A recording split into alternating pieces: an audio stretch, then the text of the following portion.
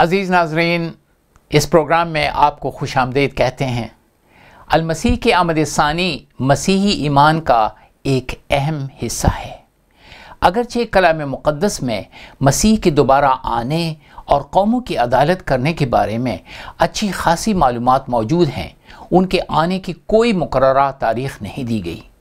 اس بنا پر وقتاً فوقتاً ایسے لوگ بھی کھڑے ہوتے رہے ہیں جنہوں نے بڑی بڑی وجوہات کے ساتھ المسیح کی واپسی کی تاریخیں دے دی ہیں۔ دلچسپی کی بات یہ ہے کہ 19ویں صدی میں اہل مغرب کے درمیان مسیحیوں میں کچھ ایسے بدعتی لوگ اٹھے جو مسیح کے آمد ثانی کے بارے میں تاریخیں دینے لگے، لیکن ان کی تاریخیں بالکل غلط نکلیں۔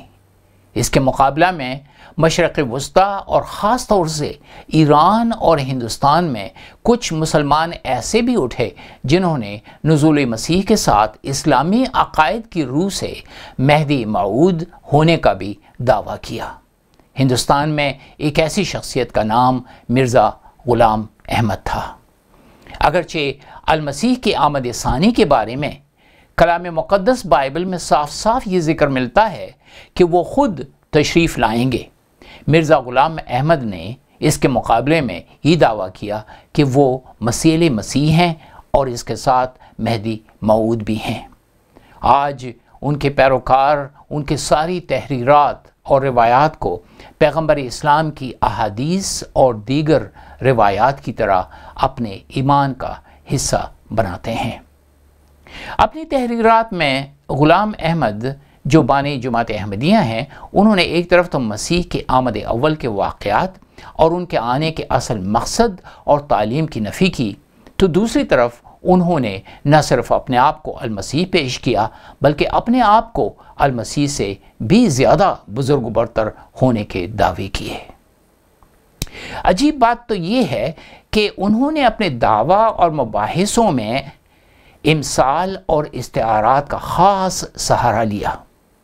مثلا المسیح کے ہونے کے دعویٰ کے بارے میں ان کا یہ کہنا ہے کہ خدا نے پہلے انہیں مریم کا خطاب دیا اور پھر ان میں نفخ روح کا الہام کیا، پھر تقریباً 10 مہینے کے بعد مرزا صاحب کو خدا نے ابن مریم بنایا اور پھر اصلی ابن مریم پر فوقیت دے دی۔ انہوں نے ان باتوں پر ہی اکتفا نہ کیا بلکہ اس سے بھی آگے بڑھ گئے اور ہر نبی ہونے کا دعویٰ کیا۔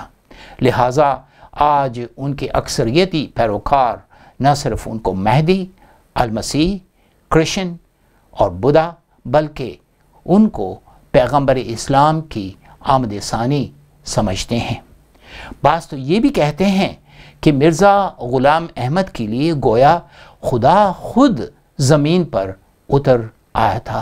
ملاحظہ ہو یہ ویڈیو کلپ۔ ایک طرف تو زمانہ جو تھا وہ اپنی علامات سے بات ظاہر کر رہا تھا کہ آنے والے مسیح کا وقت ہو چکا ہے، اور دوسری طرف حضرت مسیح موعود علیہ السلام کے لیے گویا خدا تعالیٰ خود زمین پر اتر گیا تھا۔ عزیز ناظرین، کلام مقدس کی روح سے معلوم ہوتا ہے کہ حضور المسیح کے آمد اول پر تو فرشتے خوشخبری دینے کے لیے آئے تھے، لیکن غلام احمد کو بطور مسیح پیش کرنے کے لیے گویا خدا خود زمین پر آ گیا۔ عجیب بات تو یہ ہے کہ جب کلام مقدس بتاتا ہے کہ خدا جو الباطن ہے، جس کو کسی نے نہیں دیکھا، وہ زندہ کلام کی صورت میں المسیح میں الظاہر ہو کر آیا اور اس وجہ سے امانویل کہلایا، یعنی خدا ہمارے ساتھ ہے، تو مرزا غلام احمد اور اس کے پیروکار کلام مقدس کی حقانیت کا انکار کرتے ہیں اور نعوذ باللہ اور استغفر اللہ کی تسبیحیں پھیرتے ہیں۔ اس کو کہتے ہیں گڑ کھانا اور گلگلوں سے پرہیز۔ عزیز ناظرین، کلام مقدس کا مرکزی پیغام انسان کے گناہوں کے کفارہ، اس کی نجات اور اس کا خدا کے ساتھ رفاقت کا رشتہ دوبارہ سے جوڑنے کے بارے میں ہے۔ اس پر تنقید کرتے ہوئے احمدی پیروکار مرزا صاحب کے ایک لیکچر کی روشنی میں یہ کہتے ہیں، ملاحظہ ہو۔ عیسائیت کا حضرت مسیح موعود علیہ السلام نے، اس کی تعلیمات کا حضرت مسیح موعود علیہ السلام نے تفصیلاً یہ نچوڑ نکالا ہے کہ گناہ سے بچنا، نجات اور خدا تعالیٰ کی حقیقی معرفت عیسائیت کی تعلیم کامل تعلیم نہیں اور وہ صرف اسلام کی تعلیم ہے جو کہ حقیقی نجات اور معرفت عطا کر سکتی ہے. عزیز ناظرین، مرزا غلام احمد اور اب ان کے پیروکار دوسروں کو متاثر کرنے اور حلقہ احمدیت میں لانے کے لیے مسیحی اور اسلامی اصطلاحات کا معجون بنا کر اپنے قارئین اور ناظرین کو متاثر کرنے کی کوشش کرتے ہیں. عزیز ناظرین، ہم اس پروگرام میں کچھ کلپس خزائن المہدی پروگرام سے پیش کرتے ہیں.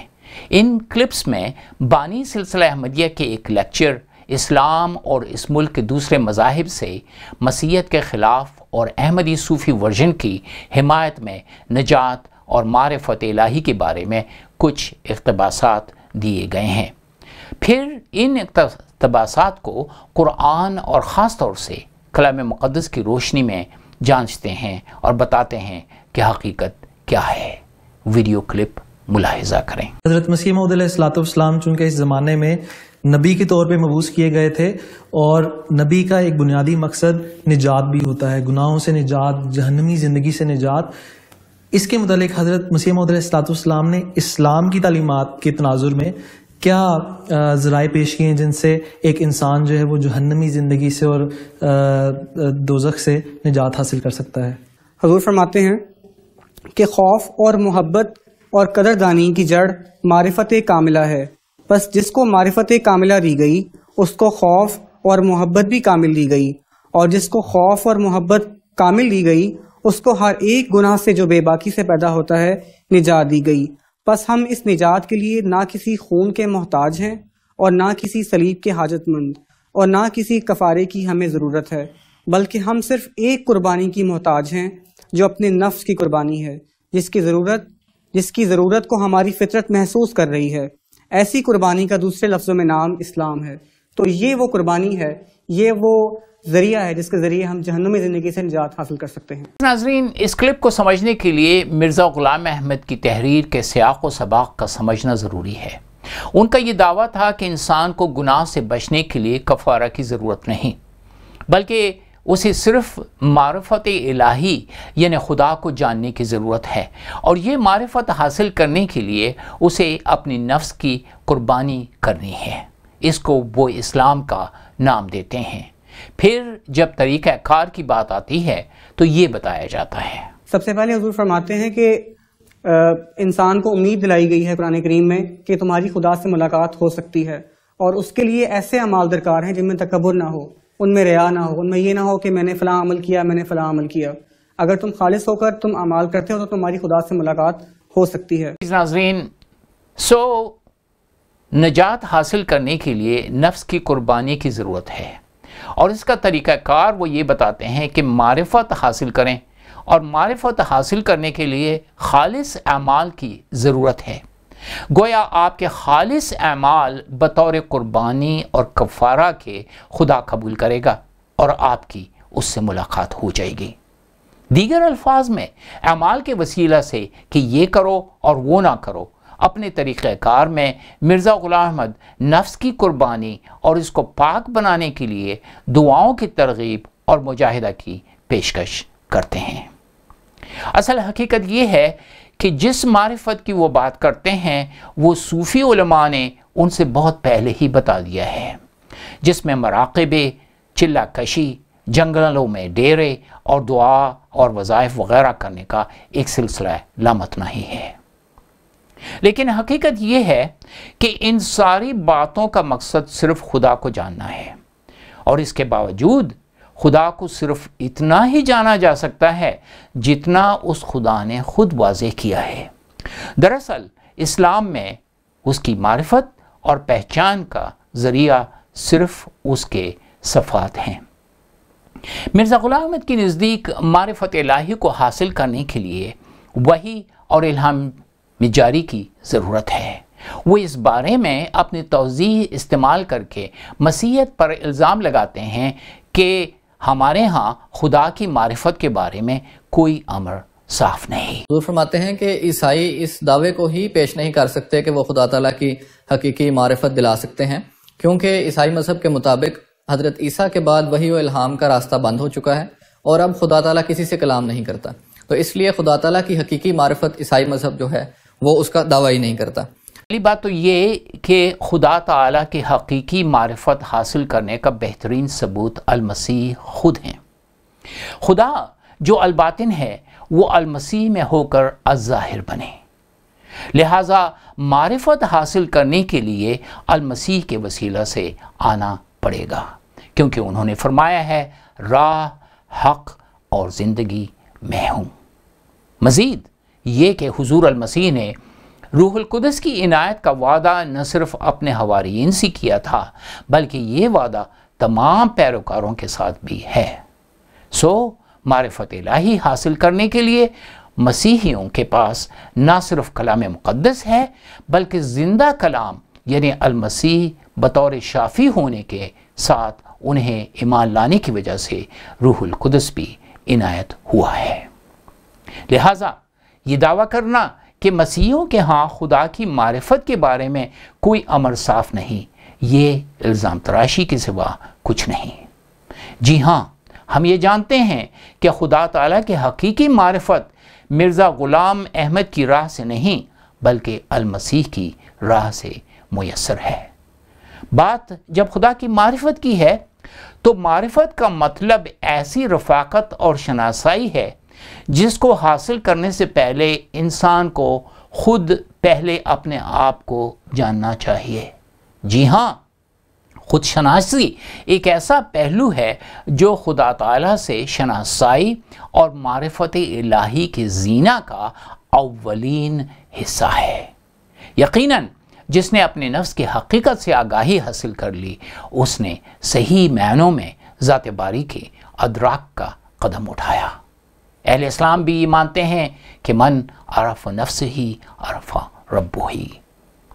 اب لوگ چاہیں کچھ بھی کہتے رہیں، ہم یہ ضرور جانتے ہیں کہ جب انسان پر کلام مقدس کی روشنی میں یہ واضح ہے کہ اگرچہ اسے خدا کی صورت پر خلق کیا گیا تھا، خلق صورت ہی، اسے خدا کی رفاقت اس وقت حاصل تھی، لیکن بعد میں وہ اس مقام کو کھو بیٹھا۔ اب چونکہ خدا تعالیٰ نے انسان سمیت سارے کائنات کو اپنے کلام کی روح سے تخلیق کیا، لہٰذا انسان کو واپس وہ مقام دلانے کے لیے اس نے بہت سے نبیوں کو بھیجنے کے بعد آخرکار المسیح جو اس کا کلام ہے اس دنیا میں بھیجا تاکہ اس کے وسیلہ سے یہ انسان تزکیہ کے وارث ہو کر خدا کی معرفت حاصل کر کے دوبارہ سے اس کی رفاقت میں اپنی زندگی بسر کر سکیں۔ یہ وہ مقام ہے جہاں انسان اپنے نفس کی حقیقت سے نہ صرف آشنا ہوتا ہے بلکہ جب مسیح پر ایمان لاتا ہے جیسا کہ واجب ہے تو اس کی وسیلہ سے پاک ہو کر روح القدس کے وسیلہ سے کامیابی کا وارث ہو جاتا ہے، جیسے کہ قرآن بھی کہتا ہے قد افلح من تزکا۔ مرزا غلام احمد کے لیکچر لاہور اور دیگر تحریروں سے عیاں ہے کہ اسلام میں نجات کا تصور نیک اعمال پر مبنی ہے۔ یاد رہے کہ اس کے برعکس کلام مقدس کی تعلیم یہ ہے کہ اگرچہ ہمیں احکام خداوندی کی فرما برداری کرنی ہے مگر اس کے ساتھ یہ بھی یاد رہے کہ ہم انسان خدا کے راست بازی کے معیار پر پورا اتر نہیں سکتے۔ تمام اعمال صالحہ کے باوجود اس کی رحمت اور محبت کی وجہ سے ہمیں صرف المسیح پر ایمان لانے کے وسیلہ سے اس کے فضل کی بدولت نجات حاصل ہوتی ہے۔ یہی وجہ ہے کہ کلام مقدس میں ہمیں واضح الفاظ میں یہ سب کچھ بتایا گیا ہے کہ تم کو ایمان کے وسیلہ سے فضل ہی سے نجات ملی ہے، اور یہ تمہاری طرف سے نہیں، خدا کی بخشش ہے، اور نہ اعمال کے سبب سے ہے تاکہ کوئی فخر نہ کرے، کیونکہ ہم اسی کی کاریگری ہیں اور مسیح یسوع میں ان نیک اعمال کے واسطے مخلوق ہوئے جن کو خدا نے پہلے سے ہمارے کرنے کے لیے تیار کیا تھا۔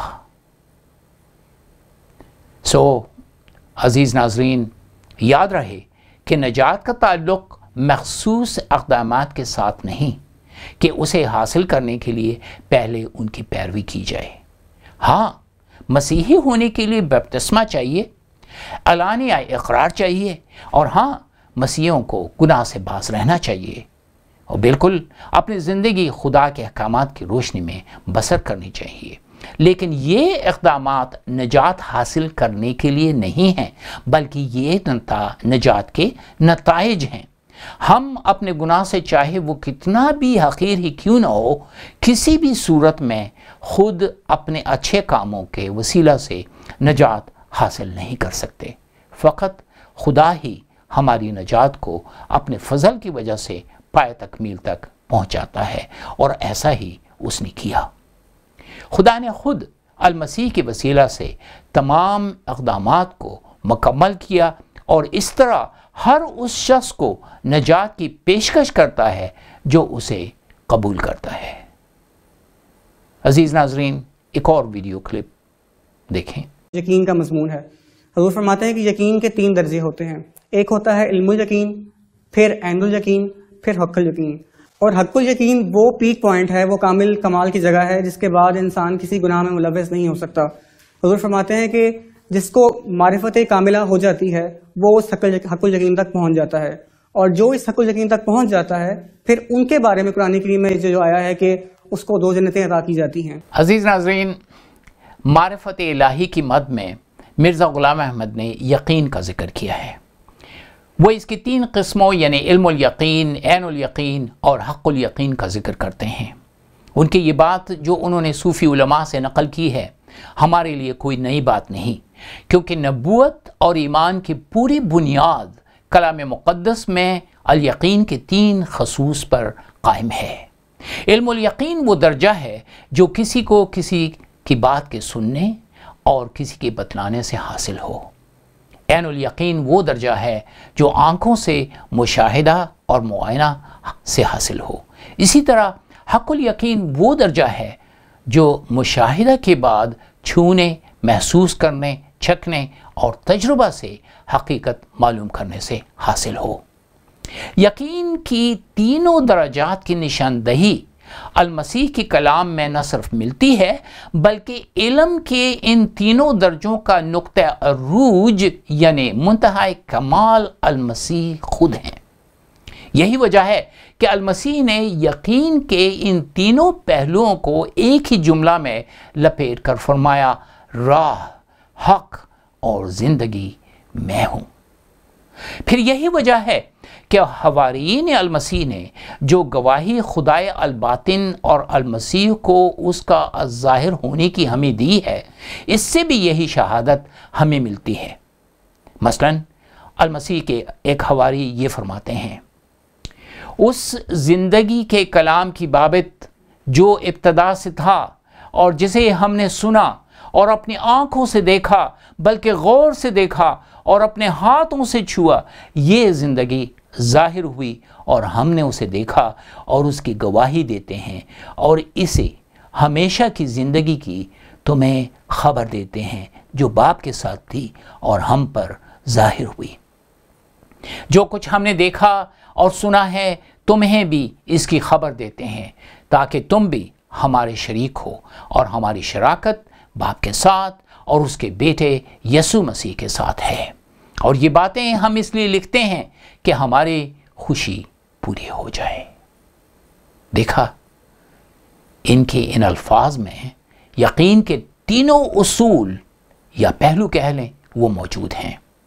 اسی طرح سے ایک اور حواری یوں فرماتے ہیں، جب ہم نے تمہیں اپنے خداوند یسوع مسیح کی قدرت اور آمد سے واقف کیا تھا تو دغابازی کی گڑھی ہوئی کہانیوں کی پیروی نہیں کی تھی بلکہ خود اس کی عظمت کو دیکھا تھا کہ اس نے خدا باپ سے اس وقت عزت اور جلال پایا جب اس افضل جلال میں سے اسے یہ آواز آئی کہ یہ میرا پیارا بیٹا ہے جس سے میں خوش ہوں۔ اور جب ہم اس کے ساتھ مقدس پہاڑ پر تھے تو آسمان سے یہی آواز آتی سنی، اور ہمارے پاس نبیوں کا وہ کلام ہے جو زیادہ معتبر ٹھہرا، اور تم اچھا کرتے ہو جو یہ سمجھ کر اس پر غور کرتے ہو کہ وہ ایک چراغ ہے جو اندھیری جگہ میں روشنی بخشتا ہے جب تک کہ پاؤں نہ پھٹے اور صبح کا ستارہ تمہارے دلوں میں نہ چمکے، اور پہلے یہ جان لو کہ کتاب مقدس کی کسی نبوت کی بات کی تعویل کسی کی ذاتی اختیار پر موقوف نہیں، کیونکہ نبوت کی کوئی بات آدمی کی خواہش سے کبھی نہیں ہوئی، بلکہ آدمی روح القدس کی تحریک کے سبب سے خدا کی طرف سے بولتے تھے۔ عزیز ناظرین، کہاں سے انہوں نے یہ حق یقین جیسی معرفت حاصل کی؟ وہ خود ہی اس کا جواب فراہم کرتے ہیں کہ اپنے حضور المسیح اور روح القدس کی تحریک سے ایسا ہوا۔ یہ وہ المسیح ہیں جو کہتے ہیں میں جانتا ہوں کہاں سے آیا ہوں اور کہاں جاتا ہوں، مجھ پر ایمان لاؤ اور ہمیشہ کی زندگی تمہاری ہے۔ اس کے مقابلے میں کسی اور نے ایسا خود حق الیقین ہونے کا دعویٰ نہیں کیا۔ سو جو الزام لگایا جاتا ہے کہ مسیحیت میں معرفت الہی کو حاصل کرنے کا کوئی امر نہیں، یہ سراسر غلط فہمی بلکہ سراسر جھوٹ ہے۔ ایک اور کلپ ہم آپ کو دکھاتے ہیں کہ کس طرح المسیح کی قربانی اور فدیہ کے بارے میں مسیحی ایمان کی نفی کی ایک دنیاوی مثال دی جا رہی ہے۔ ویڈیو دیکھیں۔ کہ حضرت عیسیٰ علیہ السلام کی موت سے کسی اور شخص کے گناہوں کا ٹھیک ہونا اسی طرح ہے جیسے زید کے سر میں درد ہو اور بکر کے سر پہ پتھر لگے اور وہ سر درد ٹھیک ہو جائے۔ عزیز ناظرین، بات یہ ہے کہ مسیحی ایمان انسان کی حکمت پر نہیں بلکہ خدا کی قدرت پر موقوف ہے۔ جب آپ دنیاوی باتوں اور استعارات کا مقابلہ روحانی باتوں سے کریں گے، آپ کے ذہن میں زید اور بکر والی مثال ہی آئے گی، اور ایسی حالت میں ظاہر ہے خدا کی روح کی باتیں قبول نہیں ہوں گی، کیونکہ ایسے شخص کے نزدیک اس کی اپنی لاجک کی وجہ سے مسیحی ایمان بے وقوفی کی باتیں ہی ہوں گی۔ اب سنیے کہ اگر آپ ہی کی الٹی قسم کی لاجک ہی استعمال کریں تو ہمیں بھی یہ پوچھنا پڑے گا کہ یہ کیسے ممکن ہے کہ آپ کے اچھے کام کرنے سے، یعنی نمازیں پڑھنے سے اور خیرات دینے سے اور دیگر اعمال صالحہ سے آپ کو خدا کی معرفت حاصل ہو جائے گی اور وہ آپ کو جنت میں داخل کر دے گا۔ اگر ایسا ہے تو اس میں خدا کی کیا بزرگی ہوئی؟ اس طرح سے تو خدا کی معرفت اور اس سے ملاقات آپ کی مزدوری کی وجہ سے آپ کو مل گئی، نہ کہ خدا نے اس میں کچھ آپ کے لیے کیا۔ پھر اس کے برخلاف کئی ایک مقامات پر قرآن اور احادیث میں یہ بھی ذکر ہے کہ خدا نے کچھ کو تو آگ کے عذاب کے لیے اور کچھ کو جنت کے لیے پیدا کیا ہے۔ اب چاہے آپ کچھ بھی کریں۔ مزید برآں یہ کہ قرآن یہ بھی کہتا ہے کہ اگر خدا چاہے تو زمین پر کسی کو بھی اس کے گناہ کے باعث زندہ نہ چھوڑے۔ سورہ نحل اور اس کی 61ویں آیات ہے۔ یہ ساری بات اور یہ مثال ہم نے صرف اس لیے دی تاکہ آپ بھی دیکھیں کہ جب دنیاوی لاجک کا چکر چلایا جاتا ہے اور اس کو صحیح طریقے سے استعمال نہ کیا جائے تو انسان کنفیوژن میں پڑ جاتا ہے۔ لیکن اب ہم یہ بتاتے ہیں کہ خدا تعالیٰ کی روحانی اکانومی میں یہ سب کیسے ممکن ہے۔ قرآن ہی کی مثال لے لیجئے۔ خدا نے حضرت ابراہیم کے بیٹے کے عوض خود ایک بھیڑ یا ایک مینڈا فراہم کیا تاکہ اس بچے کے عوض فدیہ ہو، وَفَدَيْنَاهُ بِذَبْحٍ عَظِيمٍ۔ اب اگر ایسا آپ کو قبول ہے تو پھر المسیح کا بطور فدیہ کے انسان کے لیے آنا بھی ممکن ہے، جبکہ کلام مقدس میں اس کے بارے میں تسلسل سے پیشن گوئیاں موجود ہیں۔ اسی طرح اگر ہماری نیکیاں یا اعمال صالحہ کفارہ یا قربانی بن کر ہمیں آگ کے عذاب سے بچا سکتے ہیں تو پھر یہ بھی ممکن ہے کہ خدا خود ایک فدیہ، قربانی اور وسیلہ فراہم کرے۔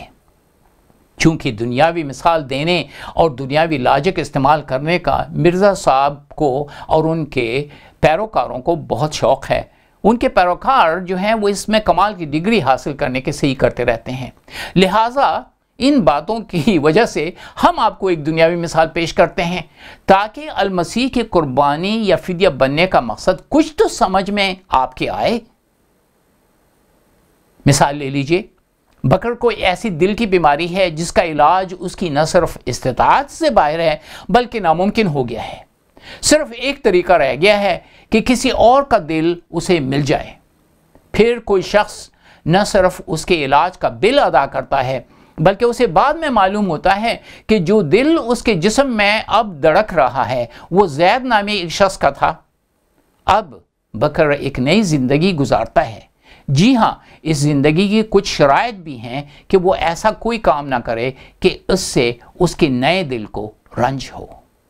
اب یہ مثال چلے روحانیت میں اب لے جاتے ہیں۔ دونوں بائبل اور قرآن کی روح سے انسان کی یہ حالت ہے کہ وہ خود اپنے آپ کو چاہے کتنے اعمال صالحہ کر لے بچا نہیں سکتا۔ اسے نہ صرف ڈاکٹر اور اس کی تشخیص کی ضرورت ہے بلکہ یہ بھی کہ وہ اتنی استطاعت بھی نہیں رکھتا کہ اپنا علاج خود کر سکے۔